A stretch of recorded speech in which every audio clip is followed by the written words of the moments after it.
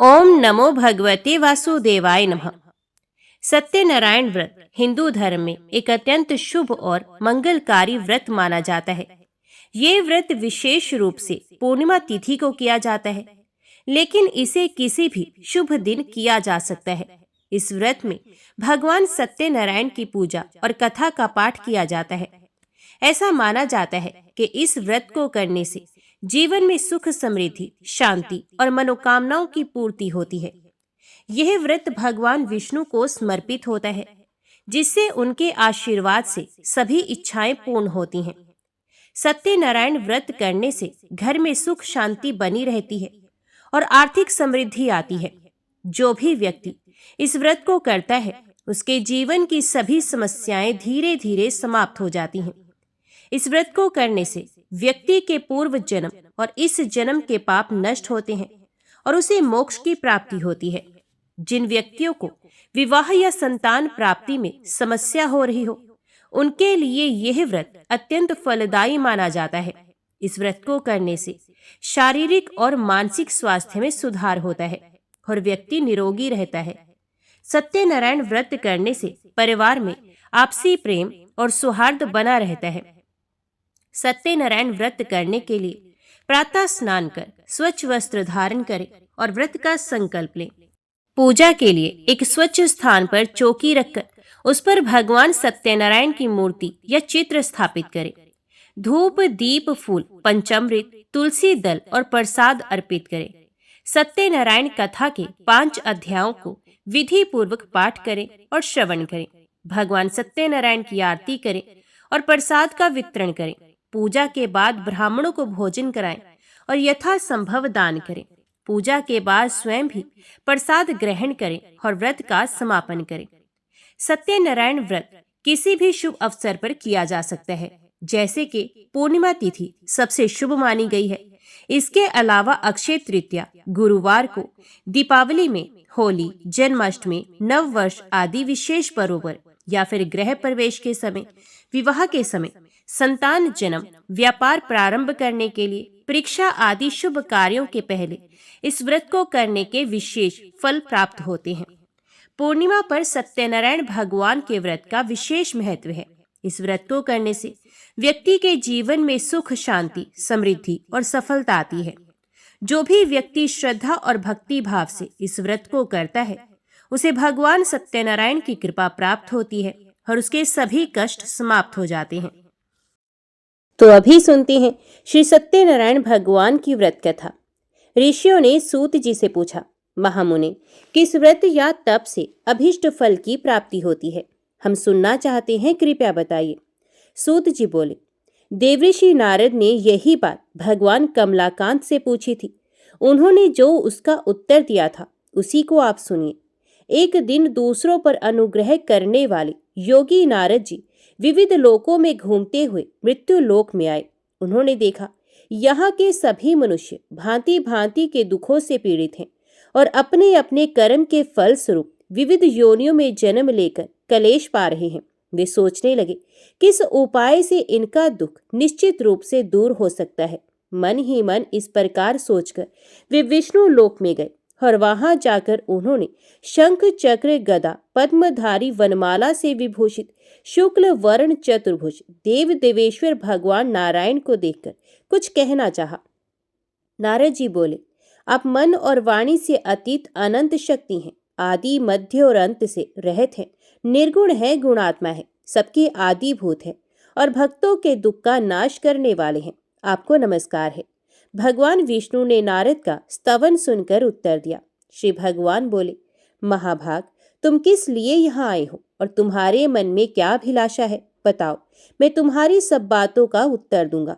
नारद जी बोले, मृत्यु लोक में मनुष्य पाप कर्म वश विविध योनियों में जन्म लेकर नाना प्रकार से कलेश पा रहे हैं और अपने अपने पापों का फल भोग रहे हैं। हे नाथ, उनके वे सारे कलेश सहज में ही कैसे दूर हो सकते हैं? यदि मुझ पर आपकी कृपा है तो वह उपाय मुझे बताइए, उसी को सुनने की मेरी इच्छा है। श्री भगवान ने कहा, वत्स, लोगों के प्रति अनुग्रह कामी होकर तुमने बड़ी अच्छी बात पूछी है। जिसके करने से मनुष्य मोह से मुक्त होता है, वह मैं तुमसे कह रहा हूँ, सुनो। एक अत्यंत पवित्र व्रत है जो स्वर्ग या पृथ्वी पर अति दुर्लभ है। मैं स्नेहवश हे विप्र आज उसी को प्रकट कर रहा हूँ। इस व्रत का नाम सत्यनारायण व्रत है। इसको भली भांति विधान पूर्वक बतलाता हूँ। इस व्रत का सम्यक रूप से अनुष्ठान किए जाने पर इस लोक में सुख भोग कर मनुष्य परलोक में मोक्ष को प्राप्त करता है। भगवान की इस बात को सुनकर नारद जी ने फिर कहा, इस व्रत का क्या फल है, इसकी क्या विधि है और किसने ये व्रत किया था तथा कब किया था, ये सब विस्तार पूर्वक बतलाइए। श्री भगवान बोले, इस व्रत से दुख शोकादि का नाश होता है, धन धान्य की वृद्धि होती है और यह व्रत सौभाग्य संतति तथा सर्वत्र विजय प्रदान करता है। मनुष्य भक्ति श्रद्धा के साथ जिस किसी दिन ये व्रत कर सकता है, परंतु सत्यनारायण देव निशामुख अर्थात संध्या के समय पूजे जाने पर संतुष्ट होते हैं। धर्मपरायण मनुष्य ब्राह्मण और बंधु बांधवों के साथ यह व्रत करे, भक्ति के द्वारा भोग लगाए। भोग उत्तम पदार्थों का होना चाहिए। भोग सवा के हिसाब से, जैसे कि सवा छटाक, सवा पाव, सवा सेर आदि होना चाहिए। केला, घी, दूध, गेहूं, गेहूं काटा, गेहूं काटा ना मिलने पर चावल काटा और चीनी अथवा गुड़ का भोग लगाना चाहिए। ये सभी चीजें परिमाण में सवा के हिसाब से होनी चाहिए और सबको एकत्रित कर निवेदन करना चाहिए। तदंतर घर के लोगों के साथ कथा सुनकर ब्राह्मण को दक्षिणा देनी चाहिए। इसके बाद ब्राह्मणों को प्रसाद खिलाकर अपने बंधु बांधवों के साथ भक्ति पूर्वक स्वयं प्रसाद ग्रहण करना चाहिए और भगवान के सामने प्रेम प्रवश होकर नाचना और गाना चाहिए। इसके बाद स्तुति करके सत्यनारायण भगवान का स्मरण करते हुए घर जाना चाहिए। इस प्रकार करने पर मनुष्य को निश्चय ही मनोवांछित फल प्राप्त होगा। विशेषकर इस कलयुग में तो सत्यनारायण व्रत के अतिरिक्त पृथ्वी पर अभिष्ट सिद्धि का और कोई उपाय ही नहीं है। पूर्व काल में एक ब्राह्मण इस व्रत को करके कृत्य हो गए थे। अब उनकी कथा कहता हूँ। काशीपुर ग्राम में एक निर्धन ब्राह्मण रहते थे। वे भूख प्यास से व्याकुल होकर सदा पृथ्वी पर भटका करते थे। ब्राह्मण को दुखी देखकर ब्राह्मण प्रिय भगवान वृद्ध ब्राह्मण का रूप बनाकर उनके पास आए और उन्होंने आदर के साथ पूछा, ब्राह्मण देवता, आप किस लिए अत्यंत दुखित होकर सारी पृथ्वी पर भटक रहे हैं? यदि आपकी अभिरुचि हो तो सारी बात मुझसे कहिए, मैं सुनना चाहता हूँ। ब्राह्मण ने कहा, मैं बड़ा गरीब हूँ और भीख मांगने के लिए ही इस प्रकार भटकता रहता हूँ। आप कोई उपाय जानते हो तो हे प्रभु कृपा पूर्वक मुझे बताइए। वृद्ध ब्राह्मण ने कहा, सत्यनारायण विष्णु भगवान मनचाहा फल देते हैं। द्विजश्रेष्ठ, आप सत्यनारायण का उत्तम व्रत करें। मनुष्य इस व्रत को करके सब दुखों से मुक्त हो जाता है। श्री भगवान बोले, वृद्ध बने हुए सत्यनारायण ब्राह्मण को आदर पूर्वक व्रत की पूरी विधि बताकर वहां से अंतर ध्यान हो गई। तदंतर वे ब्राह्मण मन ही मन भगवान का चिंतन करते हुए घर लौटे। उन्होंने समझा कि नारायण ने ही मुझको ये व्रत बतलाया है, अतएव मैं इस व्रत को करूंगा। ब्राह्मण इसी सोच विचार में रहे। उनको रात्रि में नींद भी नहीं आई। प्रातः काल उठते ही मैं सत्यनारायण व्रत करूंगा, ये संकल्प करके ब्राह्मण भिक्षा के लिए चले गए। उस दिन ब्राह्मण को भिक्षा में प्रचुर द्रव्य की प्राप्ति हुई। उसके द्वारा उन्होंने बंधु बांधवों के साथ सत्यनारायण का व्रत किया और उस व्रत के प्रभाव से वे श्रेष्ठ ब्राह्मण समस्त दुखों से छूटकर संपूर्ण संपत्ति से संपन्न हो गए। तब से वे प्रति मास सत्यनारायण व्रत करने लगे। श्री भगवान ने कहा, वे उत्तम ब्राह्मण वृद्ध रूपधारी नारायण के द्वारा व्रत को जानकर सारे पापों से मुक्त हो गए और उन्होंने दुर्लभ मोक्ष की प्राप्ति की। नारद, जिस समय इस व्रत का पृथ्वी में प्रचार होगा उसी समय मनुष्यों के समस्त दुख नष्ट हो जाएंगे। सूत जी बोले, ब्राह्मणों, नारायण ने महात्मा नारद को जैसा कहा था ठीक वैसा ही मैंने आप लोगों से कह दिया, अब और क्या कहूँ। ऋषियों ने पूछा, इसके बाद पृथ्वी पर इस व्रत का अनुष्ठान किस मनुष्य ने किया था? हे मुने, ये सब हम सुनना चाहते हैं। इस विषय में हमारे मन में बड़ी श्रद्धा उत्पन्न हो गई है। सूत जी बोले, मुनियों, उसके बाद पृथ्वी पर किसने ये व्रत किया था सो सुनो।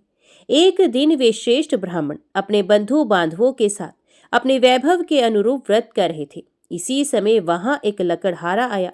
लकड़हारे ने लकड़ी बाहर रख दी और वह ब्राह्मण के घर के अंदर चला गया। उस समय वह प्यास से पीड़ित था। उन ब्राह्मण को कार्य में लगे देखकर प्रणाम करके उसने पूछा, महाराज आप ये क्या कर रहे हैं? तो ब्राह्मण ने कहा, ये सत्यनारायण का व्रत है। ये व्रत दुख दारिद्र्य का नाश करता है, सब प्रकार की इच्छित वस्तुओं को देता है और पुत्र पौत्र आदि की वृद्धि करता है। इस व्रत के प्रभाव से ही धन धान्य आदि महान समृद्धि से मेरा घर भर गया है। ब्राह्मणों की इस बात को सुनकर लकड़हारे को बड़ा हर्ष हुआ। वे जल पीकर और प्रसाद लेकर स्थिर मन से सत्यनारायण देव का चिंतन करता हुआ नगर में गया। उसने मन ही मन कहा कि आज लकड़ियों के बेचने पर जो कुछ मिलेगा उसी के द्वारा मैं सत्यदेव का उत्तम व्रत करूंगा। इस प्रकार मन में विचार कर वे लकड़ियों के बोझ को सर पर उठा के नगर में धनियों के रमणीय स्थान में पहुंचा। आज लकड़हारे को लकड़ियों का दूना मूल्य मिला। उसका हृदय प्रसन्न हो गया। वे पके हुए केले, चीनी, घी, दूध और गेहूं का आटा सब वस्तुएं सवाए हिसाब से लेकर घर पहुंचा। तदंतर बंधु बांधवों को निमंत्रण देकर उसने विधि पूर्वक व्रत किया। उस व्रत के प्रभाव से वह लकड़हारा धन और पुत्र से संपन्न हो गया तथा इहलोक में सुख भोग कर अंत में सत्यपुर को प्राप्त हुआ।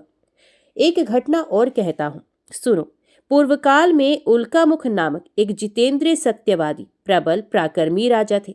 वे बुद्धिमान राजा प्रतिदिन भगवान के मंदिर में जाते और धन देकर ब्राह्मणों को संतुष्ट करते थे। उनकी पत्नी का नाम था भद्रशिला। वे सरोज वदना, प्रमुग्धा और पतिपरायणा स्त्री थी। राजा रानी के साथ समुद्र के तीर पर जाकर सत्यनारायण का व्रत किया करते थे। एक दिन जब राजा व्रत कर रहे थे, एक साधु नामक वणिक वहां आया। वे व्यापार के लिए नाना प्रकार के रत्न आदि पदार्थों को नौका में भरकर लाया था। वणिक समुद्र के किनारे नाव को खड़ी करके तट के ऊपर आया और व्रत करते हुए राजा को देखकर उसने विनयपूर्वक पूछा। साधु ने कहा, राजन, भक्ति युक्त चित्त से आप ये क्या अनुष्ठान कर रहे हैं? इस समय मेरी इसे जानने की इच्छा है, अतएव आप समझाकर कहें। राजा बोले, साधु, मैं अपने बंधु बांधवों के साथ अतुलनीय तेज युक्त भगवान विष्णु की पूजा कर रहा हूँ। मेरा यह व्रत पुत्र आदि की प्राप्ति के लिए है। तदंतर साधु ने राजा को आदर पूर्वक प्रणाम करके कहा, राजन, इस व्रत की सांगोपांग विधि आप मुझे बताएं, क्योंकि मैं भी ये व्रत करूंगा। मेरे भी संतान नहीं, इस व्रत से मुझे निश्चय ही संतान की प्राप्ति होगी। इतना कहकर वणिक ने उन राजा से व्रत की विधि अच्छी तरह पूछकर वहां से प्रस्थान किया और अपने वाणिज्य का काम पूरा करके वे आनंद के साथ घर लौटा। कुछ ही दिनों के बाद उसकी पतिव्रता पत्नी गर्भवती हुई और समय पर उसने एक अति सुंदर कन्या को जन्म दिया। कन्या शुक्ल पक्ष के चंद्रमा की भांति दिनों दिन बढ़ने लगी। वणिक ने उसका जात कर्म आदि संस्कार करवाकर उसका नाम रखा कलावती। तदंतर वणिक पत्नी लीलावती ने मधुर वचनों में पति से कहा, स्वामी, अपने पूर्व में जो सत्यनारायण व्रत करने की प्रतिज्ञा की थी उसे अब पूरी क्यों नहीं कर रहे हैं? तो साधु ने उत्तर दिया, प्रिय, मैं कलावती के विवाह के समय सत्यनारायण का व्रत करूंगा।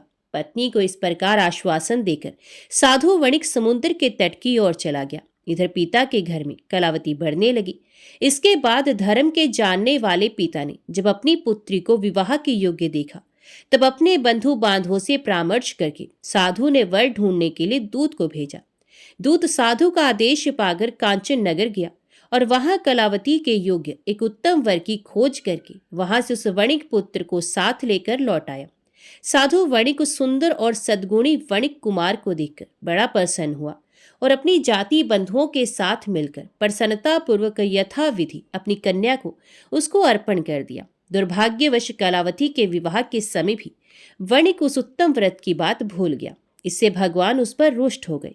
कुछ दिनों के बाद वह व्यापार में निपुण वणिक अपने श्रीमान जमाता को साथ लेकर व्यापार के लिए बाहर गया और राजा चंद्रकेतु के राज्य में समुद्र के समीप रमणीय रतनसार नगर में जा पहुंचा। वहां एक पुरी बनाकर वे अपना व्यापार करने लगा। उसी समय प्रभु सत्यनारायण ने साधु को मिथ्यावादी जानकर उसे शाप देते हुए कहा, आज से कुछ ही दिनों में यही तुम दुख को प्राप्त होगे। इधर उसी दिन एक चोर ने राजमहल में धन चुराया। चोर धन को लेकर साधु के मकान के बगल के रास्ते से जा रहा था। उसने घूमकर पीछे की ओर देखा। राजा के दूत उसके पीछे पीछे दौड़ रहे थे। वे डर गया और चुराए हुए धन को वहीं छोड़कर जल्दी से भाग गया। दूतों ने आकर देखा साधु वणिक के घर के पास राजा का धन पड़ा है।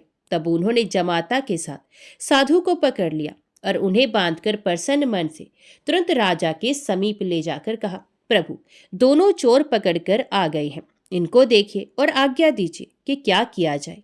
तत्पश्चात राजा की आज्ञा से दूतों ने दोनों वणिकों को अच्छी तरह बांधकर बड़े कठिन कारागार में डाल दिया। उसी समय उनके संबंध में कोई भी विचार नहीं किया गया। उन दोनों ने बहुत कुछ कहा, परंतु सत्यनारायण देव की माया से किसी ने उनकी एक भी नहीं सुनी। इसके बाद राजा चंद्रकेतु ने उनकी सारी धन संपत्ति छीन ली। इधर सत्यदेव के शाप से घर में लीलावती और कलावती पर भी दुख आ पड़ा। घर में जो भी कुछ था, धन संपत्ति थी, चोरों ने सारी चोरी कर ली।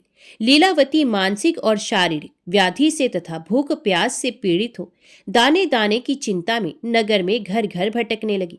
इस प्रकार कलावती भी प्रतिदिन अन्न के लिए भटकने लगी। एक दिन भूख से व्याकुल कलावती घर से निकलकर किसी ब्राह्मण के घर पहुंची। उसने देखा वहां सत्यनारायण का व्रत हो रहा है। वे वहां बैठ गई और कथा सुनकर उसने भगवान से मनोरथ पूर्ति के लिए प्रार्थना की। इसके बाद प्रसाद लेकर उसी रात को वे अपने घर लौट आई। लीलावती ने कन्या को बहुत डांट कर कहा, बेटी, तो इतनी रात तक कहाँ थी? तेरे मन में क्या है? तो कलावती ने उत्तर दिया, माता, ब्राह्मण के घर सत्यनारायण भगवान का व्रत है, मैं उसी को देख रही थी। सत्यनारायण का व्रत मनोरथ पूर्ण करने वाला है। कन्या की ये बात सुनकर लीलावती व्रत करने को तैयार हुई और उस साध्वी साधु पत्नी ने अपने सुहृद बंधुओं के साथ सत्यनारायण व्रत किया। मेरे स्वामी और जमाता शीघ्र घर लौट आए। सत्यनारायण देव से उसने बार बार इस वर के लिए प्रार्थना की और कहा, प्रभु, मेरे पति और दामाद का अपराध क्षमा कीजिए। वणिक पत्नी के व्रत से प्रभु सत्यनारायण प्रसन्न हो गए और उन्होंने श्रेष्ठ राजा चंद्रकेतु को स्वप्न में दर्शन देकर कहा, राजन, सवेरा होते ही दोनों वणिकों को छोड़ देना और उनका जो धन छीना है उसे दोगुना उन्हें दे देना, नहीं तो मैं राज्य, धन और पुत्र के साथ तुम्हारा विनाश कर दूंगा। राजा को इतना कहकर प्रभु अंतर ध्यान हो गए। प्रातः काल होते ही राजा सभा में गए और स्वजनों के साथ वहां बैठकर उन्होंने दूतों को आज्ञा दी कि अभी जाकर दोनों बंदी महाजनों को तुरंत कैद से छोड़ दो। राजा की आज्ञा पाकर दूतों ने दोनों महाजनों को मुक्त कर दिया और उन्हें साथ लेकर विनय पूर्वक राजा से कहा, दोनों वणिकों की हथकड़ी बेड़ी खोलकर हम उन्हें यहाँ ले आए हैं। इसी समय उन दोनों के मन में पुरानी बात का स्मरण हुआ और भगवान सत्यनारायण की महिमा को याद करके वे विस्मय और भय से विवल हो गए।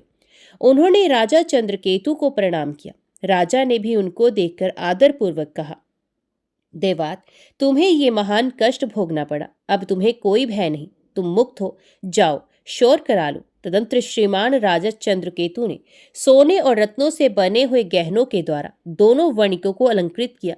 बड़ी मीठी वाणी से उनको अति सुख पहुंचाया और छीने हुए धन से दोगुना धन देकर उनसे कहा, साधो, अपने घर चले जाओ। साधु ने राजा को प्रणाम करके कहा, आपकी कृपा से मैं घर जाने में समर्थ हो सका हूँ। उस समय साधु ने मंगलाचार करते हुए यात्रा की, ब्राह्मणों को धन का दान किया और अपने नगर की ओर दोनों चले गए। कुछ ही दूर आगे बढ़ने पर प्रभु सत्यनारायण ने दंडी की वेश में आकर उनसे पूछा, बताओ तो तुम्हारी नाव में क्या है? तो महाजन ने प्रमत्त से होकर बड़ी अवहेलना के साथ हंसी उड़ाते हुए कहा, दंडी, क्यों पूछ रहे हो? तुम्हें रुपए चाहिए क्या? मेरी नाव में तो लता पत्र भरे हैं। दंडी के वेश में आए हुए भगवान सत्यनारायण ने साधु के निष्ठुर वचन सुनकर कहा, तुम्हारे वचन सत्य हों। और ये कहकर वे तुरंत वहां से चले गए। दंडी के कुछ दूर चले जाने पर साधु भी समुद्र के किनारे पहुंचा और नित्य क्रियादि करके नाव पर गया तो देखा नाव में लता पत्र भरे पड़े हैं। ये देखकर उसे बड़ा विस्मय हुआ और वे मूर्छित होकर पृथ्वी पर गिर पड़ा। थोड़ी देर के बाद चेत होने पर वे बड़ी चिंता में डूब गया। श्वशुर की ये दशा देखकर जमाता ने उनसे कहा, आप किस लिए शोक कर रहे हैं? ये सब दंडी के शाप का फल है। वे सब कुछ करने में समर्थ है, वे ही हरता, वे ही करता है, इसमें कोई संदेह नहीं। हम लोग उन्हीं की शरण ले तो हमारा मनोरथ पूर्ण हो जाएगा। जमाता की ये बात सुनकर साधु दौड़कर दंडी के पास पहुंचा और उनके दर्शन करके भक्ति पूर्वक नमस्कार कर उनसे बोला, मैं बड़ा दुरात्मा हूँ, आपकी माया से मुग्ध होकर मैंने जो कुछ कह दिया है उसके लिए क्षमा करें।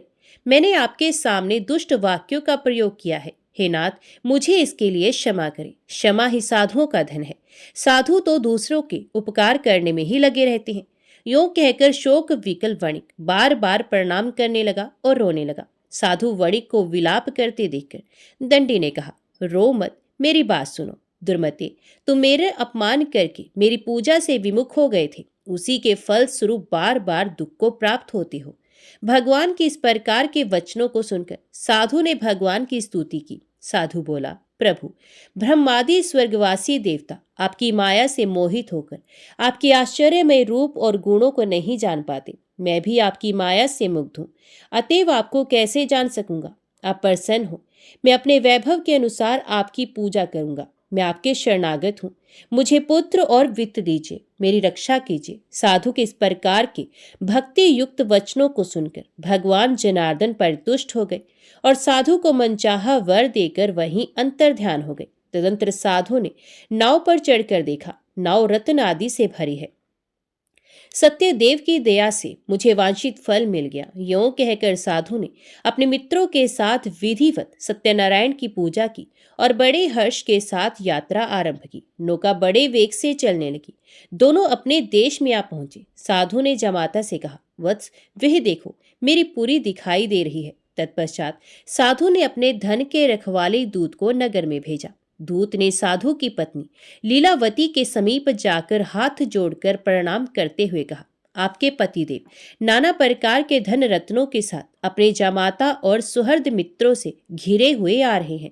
साध्वी वणिक पत्नी दूत के मुख से स्वामी और जमाता के आने का समाचार सुनकर बड़ी हर्षित हुई और सत्यदेव की पूजा करके उसने अपनी लड़की से कहा, मैं पति की अगुवानी के लिए जाऊंगी, तुम भी तुरंत मेरे साथ चलो। माता की बात सुनकर कलावती ने सत्यनारायण का व्रत किया, परंतु प्रसाद लिए बिना ही वे पति के सामने चले गए। इससे सत्यनारायण देव रुष्ट हो गए। धन रतन और जवाई को लेकर नौका जल में अदृश्य हो गई। कलावती ने जब पति को नहीं देखा तब वह शोक से अत्यंत व्याकुल होकर रोती हुई जमीन पर गिर पड़ी। अपने पति और नाव के ना दिखने से अत्यंत शोकातुर थी। कन्या की इस दशा को देखकर साधु बहुत डर गया। उसने सोचा, ये क्या आश्चर्य हो गया। नाव खेने वाले भी बड़ी चिंता लेने लगे। ये सब देखकर पतिव्रता लीलावती अत्यंत दुख से विवल होकर विलाप करती हुई स्वामी से बोली, मैंने अभी अभी ज्वाई को देखा था। क्षणमात्र में ही नौका के साथ जमाता अदृश्य हो गए। अब वे कहीं नहीं दिख रहे। पता नहीं किस देवता ने उन्हें इस प्रकार हरण कर लिया। आप क्या भगवान सत्यदेव के प्रभाव को नहीं जानते। लीलावती इस प्रकार कहकर विलाप करने लगी। उसी के साथ सारे बंधु बांधव भी रोने लगे। लीलावती अपनी कन्या को गोद में लेकर रुदन करने लगी। कन्या कलावती ने स्वामी को डूबा हुआ जानकर दुखित हृदय से पति की पादुका को लेकर सती होने का निश्चय किया। धर्म को जानने वाला साधु वणिक कन्या की ये स्थिति देखकर अपनी पत्नी के साथ शोक से अत्यंत व्याकुल हो उठा और उसने मन ही मन सोचा, निश्चय ही सत्यदेव की माया के द्वारा ही मेरे जामाता हरे गए हैं। अपने वैभव के अनुसार भगवान सत्यनारायण की पूजा करूंगा। साधु ने वहां सब लोगों को बुलाकर ये बात कही और अपना मनोरथ व्यक्त करते हुए पृथ्वी पर दंड की भांति पड़कर वह बार बार भगवान सत्यदेव को प्रणाम करने लगा। इससे सत्यदेव प्रसन्न हो गए। उन्होंने आकाश से ही साधु के प्रति कहा, साधु, तुम्हारी कन्या मेरे भोग का तिरस्कार करके पति को देखने के लिए आ गई, इसलिए इसका पति अदृश्य हो गया। अब वे घर जाए, प्रसाद लेकर लौट कर आए, तब अवश्य उसे स्वामी का सुख प्राप्त होगा, इसमें कोई संदेह नहीं।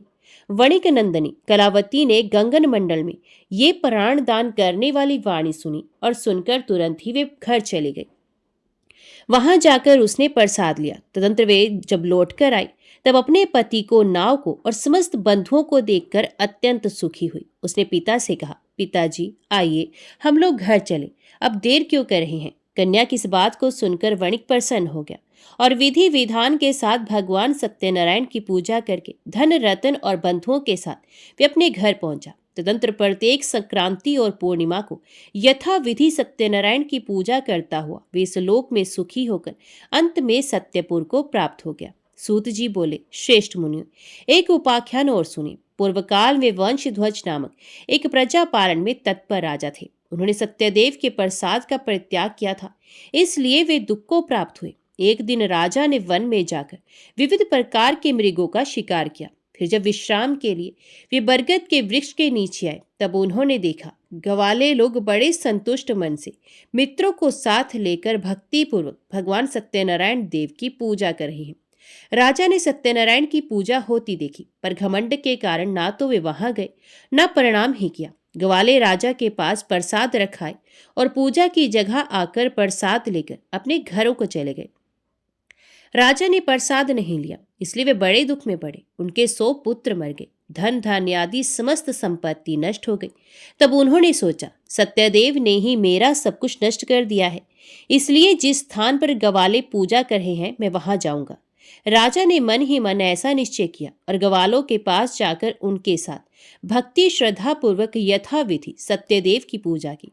तब सत्यदेव की कृपा से वे धन पुत्रादि से संपन्न हो गए और इस लोक में सुख भोग कर अंत में विष्णुपुर में जा पहुंचे। जो मनुष्य इस परम दुर्लभ सत्यनारायण व्रत का आचरण करता है, भुक्ति मुक्ति दायिनी इस पवित्र कथा का श्रवण करता है, वे भगवान सत्यदेव के प्रसाद से धन धान्य आदि समृद्धि को प्राप्त होता है। इसे दृढ़ धन पाता है, बंधी बंधन से छूटता है, भयभीत भय से छुटकारा पाता है और मनुष्य इस लोक में मनवांछित फल को पाकर अंत में सत्यपुर में गमन करता है। यही सत्य है, इसमें संदेह नहीं है। ब्राह्मणों, आप लोगों को मैंने श्री सत्यनारायण व्रत कथा सुनाई। ये व्रत को आचरण करके मनुष्य सारे दुखों से छूट जाता है। कलिकाल में सत्य पूजा महान फल देने वाली है। इन देव को कोई सत्यनारायण कहते हैं और कोई सत्यदेव कहते हैं। ये नाना रूप धारण करके सबके मनोरथ को प्रदान करते हैं। ये सनातन सत्यदेव कलयुग में सत्य व्रत के रूप में अवतीर्ण होंगे। श्रेष्ठ मुनियों, जो मनुष्य नित्य इसका पाठ या श्रवण करता है, सत्यदेव के प्रसाद से उसके सारे पाप नष्ट हो जाते हैं। सब प्रेम से बोलो, श्री सत्यनारायण भगवान की जय। आइए अब सुनते हैं श्री सत्यनारायण भगवान की आरती। जय लक्ष्मी रमणा स्वामी, जय लक्ष्मी रमणा, सत्यनारायण स्वामी जनपातक हरणा। ओम जय लक्ष्मी रमणा। रतन जड़ित सिंहासन अद्भुत शविराजे, नारद करत निराजन घंटावन बाजे। ओम जय लक्ष्मी रमणा। प्रगट भय कलिकारण द्विज को दर्श दियो, बूढ़ो ब्राह्मण बन कर कंचन महल कियो। ओम जय लक्ष्मी रमणा। दुर्बल भील कठारो जिन पर कृपा करी, चंद्रचूड़ एक राजा तिनकी विपत्ति हरी। ओम जय लक्ष्मी रमणा। वैश्य मनोरथ पायो श्रद्धा तज दीनी, सो फल भोग्य प्रभु जी फिर स्तुति कीन्ही। ओम जय लक्ष्मी रमणा। भाव भक्ति के कारण छिन छिन रूप धरियो, श्रद्धा धारण कीन्ही तिनको काज सरो। ओम जय लक्ष्मी रमणा। ग्वाल बाल संग राजा वन में भक्ति करी, मन वांछित फल दीनो दीन दयालु हरि। ओम जय लक्ष्मी रमणा। चढ़त प्रसाद सवायो कदली फल मेवा, धूप दीप तुलसी से राची सतदेवा। ओम जय लक्ष्मी रमणा।